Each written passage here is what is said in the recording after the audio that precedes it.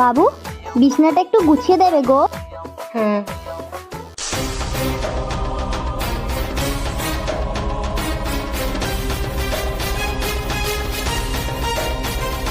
বাবু, কি হলো? একটু মাথাটা টিপে দেবে গো। হ্যাঁ, কেন দেবো না বলো?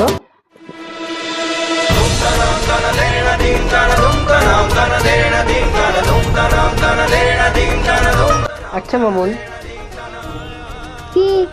বিয়েকে প্রজাপতি কেন বলা জানো? আমি কি করে জানবো, কেন বলে? বাবা, তুমি জানো না?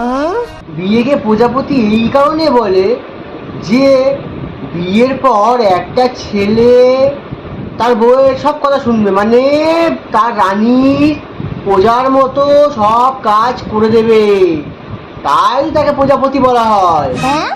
কি?